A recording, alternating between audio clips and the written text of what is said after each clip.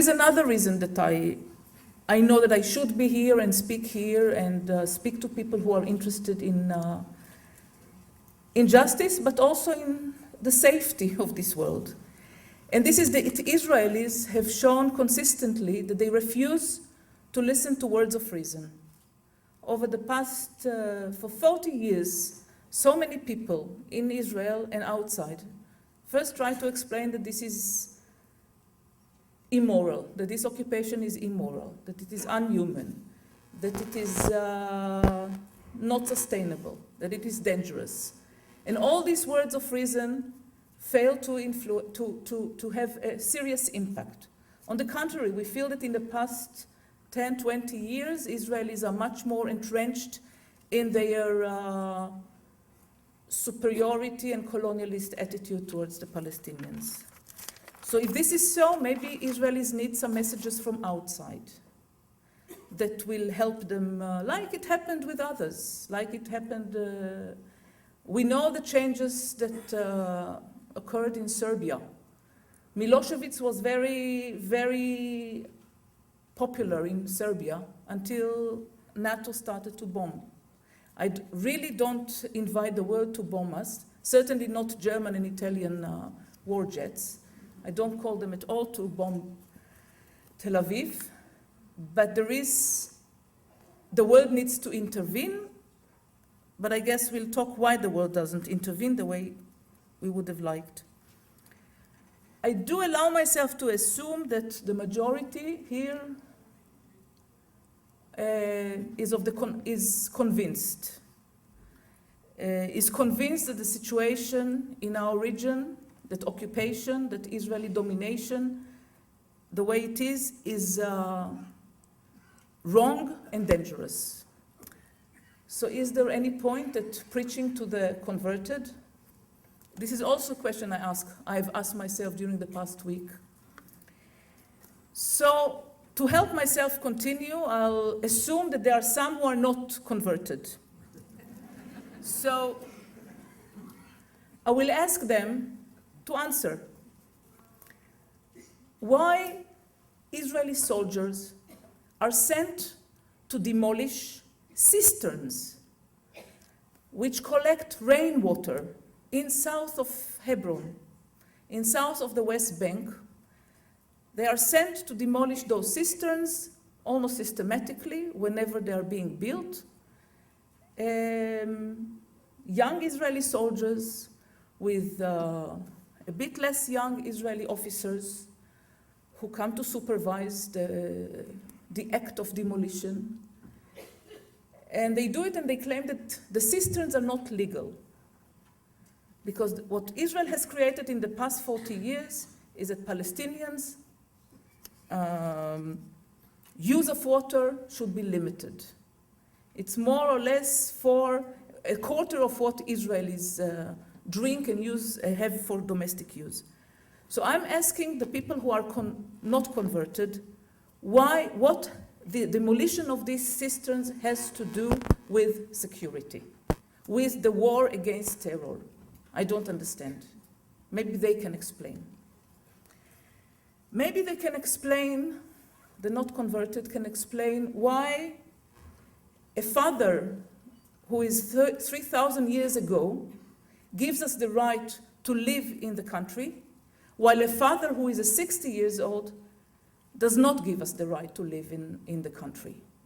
Why Abraham is good enough a credential for Jews, any Jew here, to come and live in the country and immediately, instantly become a citizen with full rights, or maybe I should say with privileges, while somebody who was born to 60 years ago or 65 years ago does not have the right not to live, not to come back, and not even to visit very often the country. Every Jew here in this room, in this hall, has right now more rights than any Palestinian living inside Palestine, Israel, or outside Israel, Palestine. I need to understand why this can be called the war against terror. I asked you who Gilad Shalit was, and I asked who Fakhri el-Barghouti was. Some of you, about Gilad Shalit, I guess I don't have to say much. Fakhri el-Barghouti is in Israeli jail since 1978. Which means 31 years. He and his nephew, or his cousin Nael, are both in jail since then. They were convicted for having killed an Israeli soldier sometime, probably a little bit before 78. They killed an Israeli soldier near a settlement, near the region of a settlement today, Halamish. They are from a village where Marwan Barghouti came from, Kobar. And they killed, within a guerrilla combat, they killed a soldier, an Israeli soldier. When the Oslo process started in '93, Palestinians expected that all people engaged in armed struggle, in guerrilla struggle against the invading Israeli army will be released like it was during the peace negotiations, in a peace agreement in Ireland. Israel refused to release Palestinians who killed before the Oslo agreement. Israel refused to release those Palestinians who killed Jews. Israel released Palestinians who killed Palestinian collaborators. Needless to say that Israel never arrested Israeli soldiers who killed Palestinians or who killed Palestinian civilians until today. Israeli soldiers who killed civilians might be reprimanded, might be at best. Israeli soldiers who are found to have stolen some money or some valuables from houses of Palestinians get higher sentences, more severe sentences than Israeli soldiers who killed civilians. So this, one should explain to us, also to Palestinians, to activists, how Israel thinks and how the non-converted think that this double standard, this mentality of double standard can bring us forward. How can we understand Israel during the 90s signing on what the world saw as a peace agreement, not understanding that the basic of this peace should be the release of the prisoners of war, Palestinian prisoners of war. The whole world knows about Gilad Shalit. Nobody knows, really, almost nobody, you really surprised me, but nobody knows about Fakhri el-Barghouti. And nobody knows about Walid Daka, who is also in prison since 84 or something, or 83. A Palestinian from Israel who was in a cell that kidnapped and killed a soldier. He was not part of them, but because he was in this cell, he is not released. While Israeli Jewish right-wingers who murdered Palestinian civilians, not soldiers but civilians, not combatants but civilians, have been either released or have such lenient, such easy arrest conditions that they are going to home, they can get married, bring children, get many vacations, and are often released long before their sentence is due. These double standards, we feel that Israel has perfected the mentality of double standards. And this is something which is not as, conducive to trust and peace relations. For the converted among you, I guess what I can offer are some tips. Some tips while you are trying to convert others, while you are trying to convince others how this situation is volatile, explosive, and how those who think that support of Jews or solidarity with Jews because of their history implicates a blind support of the policies of Israel, how it is dangerous and will backfire against us Jews in the region. I know that very often people are involved in many discussions about definitions and about the right definitions about the situation, and they feel that this reality is very confusing, and of course it is very confusing, and that's why there are many definitions.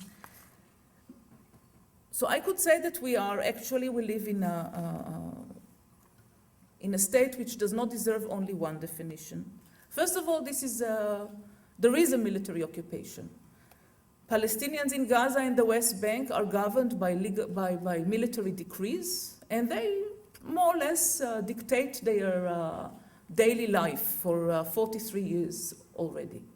These are military decrees. They never voted for this military to be there. They never voted for this government, Israeli government, to govern their life.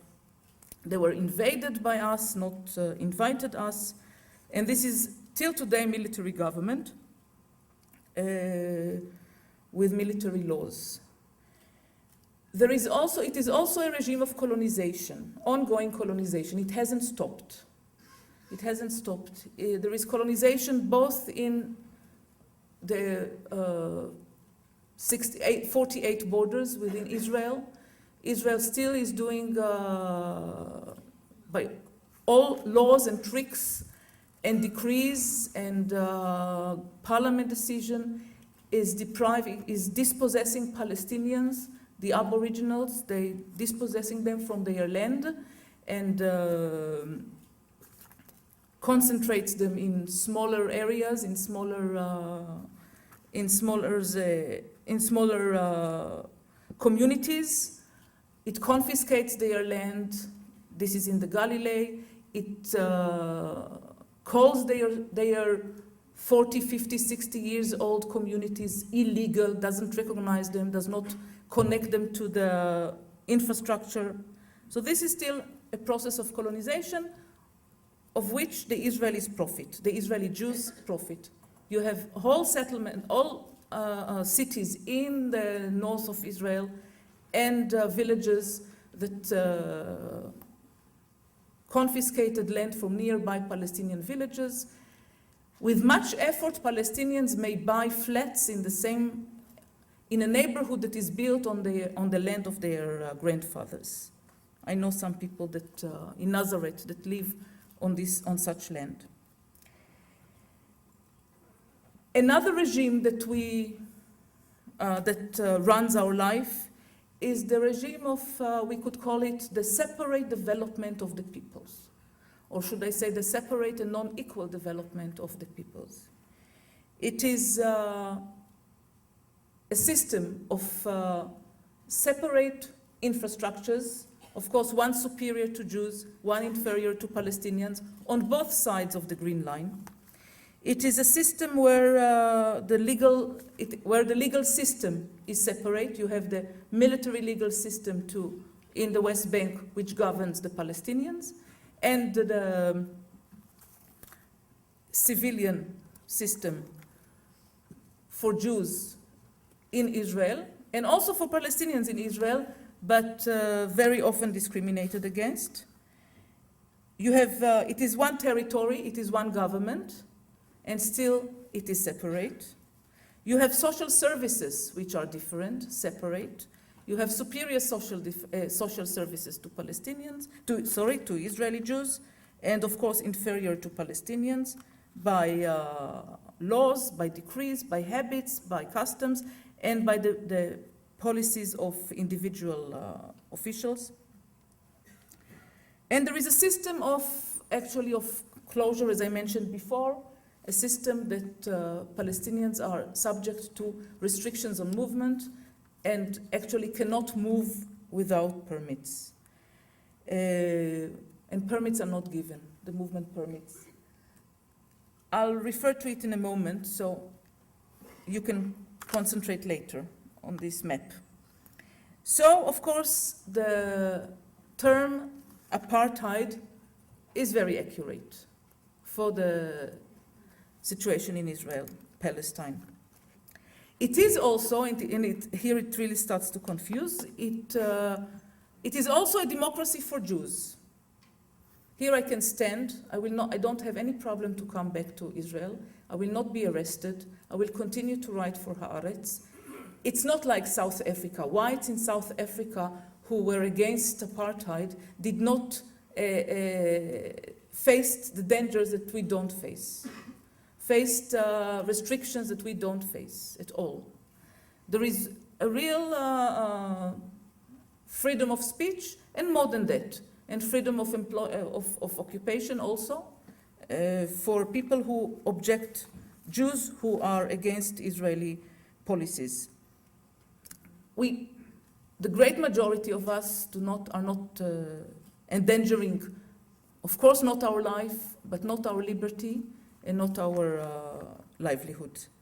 Even Palestinians in Israel have certain civil liberties, more than blacks, we could think, in South Africa. Israel is not only all these things. Israel is also a product of the German Nazi industry of murder. This is also something that should not be omitted. Many of the Jews who came to Israel came as refugees, not as vicious colonizers. Most of them would not have come to Israel or to Palestine without the Holocaust. Most of them would probably have chosen to go to America and other countries in the world if they were open for emigration in the 30s and 40s. So this is also a point to remember. And there is a self-rule. There are those Bantustans, Palestinian Bantustans, and just to add to our confusion, they pretend to be governed, they pretend to have governments, and two governments. So it's not one Palestinian government, but we have two Palestinian governments with different policies and different discourses, Hamas and Fatah. So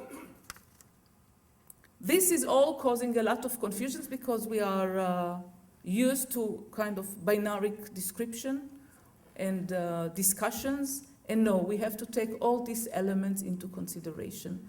And sometimes to know how to use the fact that this is a democracy for Jews, to know how to use it in order to combat the other elements and or to undermine.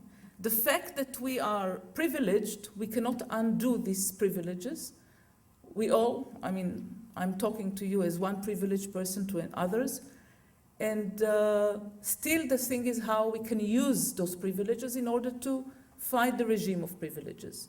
And since there is this democracy for Jews, there is room for it. And since we are not in danger, as South Africans were, or as human rights activists in the Soviet Union were, we are not in danger. In a way, the responsibility is much, much higher. It weighs much more. The responsibility of present Israeli academics and intellectuals and artists, if you talk about those who are privileged also within the borders of the community, are the responsibility is very, very heavy. Because if they protest, if they object, if they demand a change, if they put pressure on Israeli judges not to discriminate a Palestinian against an Israeli, they are being heard.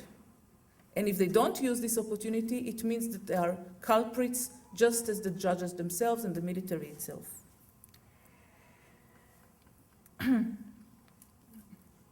Very often it is, I'm in a university and I know people are trained to using academic expressions, which makes me try to think of to get out of the academic jargon. And I propose to people, the converted and not converted, to to get help from two living creatures or two animals in order to understand better Israeli policies. One is a frog, the other is the goat. The frog. There is, I didn't do it, but it is said that there is an experiment, a scientific experiment of a goat, of a frog. When you throw a frog to a pot full of boiling water, the frog will know how to jump and save itself. But when you put the frog in lukewarm water and just slowly raise the temperature of the water, it will miss the point when it's too late. It will not jump. It will not save itself. Now, this is the Israeli policy in the occupied territories in many ways. And I'll take the example of closure because we don't have time for all the examples. The policy of closure, this is the policy of restrictions on movement, which is much more than that. This is the policy actually that is behind this Swiss cheese map that you see here. And it is a policy that, unlike what many people think, it's a policy that started in '91, long before the suicide attacks. I know that many of the non-converted always say that the permit system or the restrictions on movement stem from a response to the suicide attacks. Not at all. The suicide attacks came later, and sometimes I say maybe the suicide attacks are an explosion of people who were strangulated. And don't take me wrong, I of course very much oppose the suicide attacks as any form of killing civilians, be it a state or be it an organization, a non-governmental organization. Anyway, the policy of restrictions on movement started in '91, January '91. Until then, I'll be very brief, until then, Israel, for 20 years, since the beginning, more or less the beginning of the '67 occupation, Israel acknowledged the right of Palestinians for freedom of movement. It was for purely economical and political reasons. Moshe Dayan thought at the time that once the Palestinians become, they integrate in the Israeli economy, they will and prosper thanks to it, in relative terms, they will forget their national aspirations. You could say that this is kind of Marxism in reverse, that he thought that this will make them forget national aspirations. Indeed, Palestinians were cheap labor for many years, but for the Israeli economy, they helped it to prosper after the recession of the 60s, 1960s. But nevertheless, many indeed were able to improve their life conditions thanks to the work in Israel, to open businesses, to have ventures with other Israelis or other Palestinians. And more than that, this opening of Israel for Palestinians allowed Palestinians for the first time since '48 to live as a people in the same boundaries and under the same regime. It allowed them to unite family relations, social relations, to have new social relations with their fellow Palestinians, to have economical relations with other Palestinians, to travel, to be in the country. It gave a lot of this experience of also knowing the Israeli society and understanding that the Israeli society is not this demon society that they thought before they knew it. It was very much at the core of the first Intifada. The hope of the first Intifada, the enthusiasm of the first Intifada, but also the sober demands of the first Intifada. The understanding that one has to be,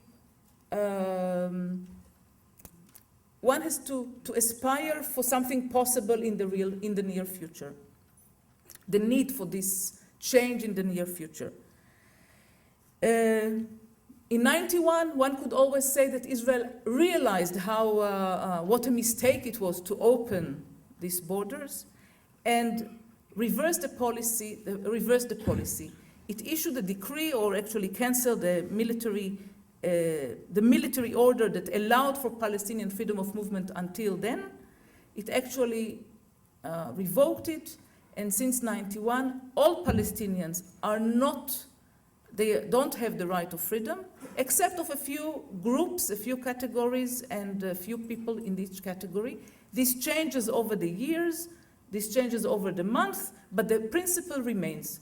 All Palestinians in Gaza and the West Bank are cut off from each other, cannot freely move outside of the occupied territory, and need a permit, which they get very meager.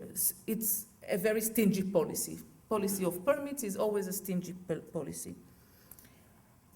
This process, and over this 20 years since 91, this policy of restrictions on movement only perfected, became more and more sophisticated, more and more complicated. It came parallel in tandem with the so-called peace process. When I was in Gaza in 93, the main thing that I heard from Gazans was that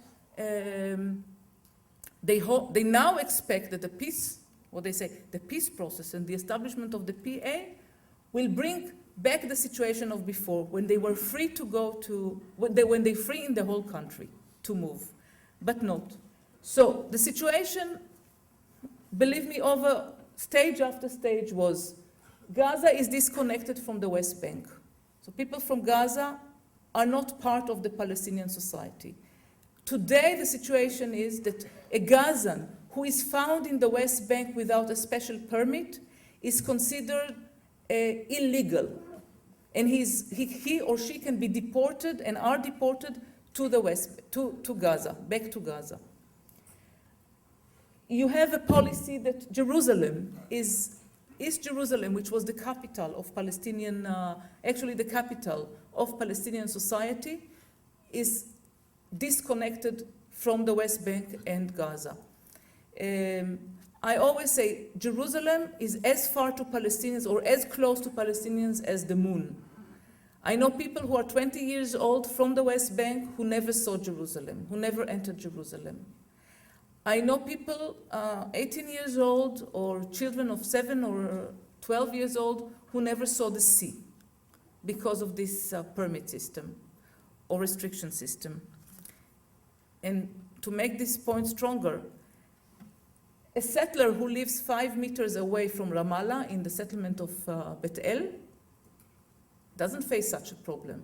So we have the one territory where two peoples have completely different rights and the freedom of movement. The space that Palestinians have is a shrunk space. It's cut into pieces, that the distance between them, the time between them has grown longer and longer over years because of all those restrictions and checkpoints and walls and land that is taken beyond the wall. You have, I don't remember how many, but there are roads, you probably, most of you know them, roads that are restricted and are not allowed for Palestinians, and roads that were built in order to compensate those, the barring, the exclusion of Palestinians from the main roads. The main roads that, of course, are all built on Palestinian land. This is the policy. It was done step after step in a way that people said, okay, we can manage. It's not so bad. Or it's only ad hoc. It's only a response to something. In January 91, it was because of the Gulf War. Okay, so after the Gulf War, it will be, okay, they'll revoke it. They did not. Then there was indeed an attempt for suicide attack or a suicide attack. So here comes Israel and has another prohibition on people to go with their cars. And slowly, slowly, people expect that this is changeable, reversible, and the opposite happens. It only aggravates. One of the main problems is the Palestinian, that Israel knew how to, the permit system allowed Israel to give permits, movement permits for Palestinian VIPs. So what happened is that most of the Palestinian leaders and elites who are leading the Palestinian people And most of those who came from Tunisia and had no idea that before there wasn't such a thing as closure, they enjoyed the freedom of movement. And this is also written in the Oslo Accords, that certain personalities are not being checked, and others are not being checked, but their cars are being checked. And those can take somebody to accompany, and others cannot. So in this system, the leaders of the Palestinians actually did not feel the policy of closure. And this is one of the main reasons why there hasn't been any serious challenge of this policy all these 20 years. Actually, the wall and the checkpoints that many of you know about are just the plastic or the tangible expressions of restrictions on movement that existed before in the same areas. The wall restricts, the wall actually separates Palestinians from land that anyway was, they were not allowed to build in it or to access it normally, or that was too close to settlements and that's why inaccessible. But this all started before the wall and before the checkpoints. Now there are roads that connect the West settlements to Israel until you don't know where Israel ends and where the settlements start. And a Palestinian has separated. If there are roads, that some Palestinians with permits are allowed to get to Israel, to go to Israel through special roads, through special entrances. It is against the law for a Palestinian to go through a so-called Israeli road. It took me, I am not allowed, even if I have a friend who has a permit, I am not allowed to drive her or him with me through Jewish roads and through Jewish exit to Israel. I remember when it first was issued, this decree, I thought that the publication of this would raise hell and noise in Israel, and it didn't. You have now, it's normal. Now you have 7 or 10 or exits were only for Palestinians, and all the rest are for Israelis and Jews, but mostly Jews who go out.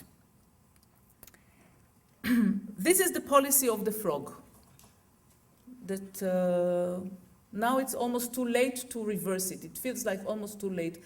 It's people, even Palestinians, take it for granted that they need a permit in order to go 70 kilometers from Gaza to the West Bank. I can give you an example, friends of when Hamas and Fatah started some reconciliation talks, I think it was in March or April.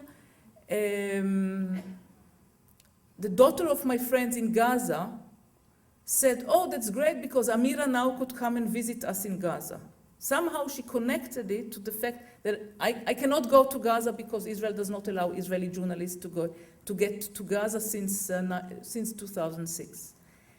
So she assumed that I cannot get into Gaza because of the conflict between Hamas and Fatah. She is 6 years, something like that, or 10. And she didn't say, oh, great, Hamas, Fatah now have reconciliation, now we'll go to Ramallah to visit Amira. So she cannot even conceive of this, so that she will drive the 70 kilometers with the father and mother and see Ramallah. People say, inshallah, we'll get a permit. These kids say, inshallah, we'll get a permit. I say, what, inshallah? I mean, it's not normal that somebody needs a permit in order to visit his or her another town in his country. But it got deep into the mentality. This is the frog, and the other one is the goat. And many of you probably know the joke about the rabbi that a very desperate Jew comes to consult with and says, listen, my life is terrible. We have one small room, 10 children, 7 children. My wife is always ailing. There is moss in the walls, and luckily we have a goat outside in the yard that gives some milk. But otherwise, life is terrible. How do I fix it? What can I do to improve our life? So the rabbi says, put the goat inside the room. He is startled, of course, but he knows that he cannot argue with the rabbi. He puts the goat in the house, in the room, and waits 1 week and 2 weeks. Not only that it doesn't improve, it becomes hell, real hell. He comes back to the rabbi, and the rabbi's advice now is take the goat out. And he takes the goat out. Now Israel has put, with the checkpoints, with the restrictions, Israel has put 2,000 goats in Palestinian life. And then there is a fight against one goat, against Israeli policy, and Israel takes out 1 goat. And then the whole world cheers as if Palestine was liberated. And this is a very clever tactics that we saw for years, and Palestinians know it, feel it every day. You have all these amendments to the wall, of course, after a lot of struggle. So I don't underestimate the importance of the struggles in places like Belain and Jayus against the wall. It has taken a lot of effort from many people, but and the people know themselves. That's why they don't finish. That's why they don't put an end to their struggles.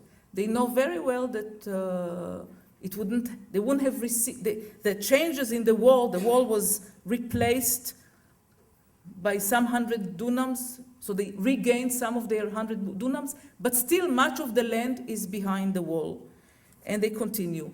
But this is the goat policy, or the goat tactics. And what's annoying indeed, that's a very colonialist, of course, very colonialist attitude, very colonialist mentality that thinks they can throw candies to the natives. And it's a very successful policy when it comes to tell the West that how good we are and we are making improvements. So one of the ways is to resist the tactics of the goats. One of the questions is always about solution or vision about a solution, and I'm careful when I answer this. I believe that many ideas and the creativity comes with the praxis, with the activity. And I prefer to speak about the necessity in developing a common struggle of both Palestinians and Israelis, Israeli Jews. It is proven to be very important and vital in several places in the country. It is actually the only way that Israelis can break the main theme of Israeli policies over the past 20 years, and this is the policy of separation. We say peace process, but it is a separation between the peoples. And all the Israeli groups that are working together with Palestinians against the occupation are breaking this separation, are putting cracks, every day another crack in this wall of separation, the real and the metaphoric. I can say, and you know, like I end every lecture with a different tone. Like it's like when I wake up, I'm very pessimistic, and then when I go, I'm a little bit less optimistic when I go to sleep, and sometimes the opposite. So also now I can tell you I can end it more optimistically and less optimistically, and both will reflect what I feel. But anyway, I can only tell that we have to accept this fact. There are two peoples in this land. Without the principle, the guiding principle of equality, there is no chance for life in this land, because the future of the two peoples is one future. Thank you.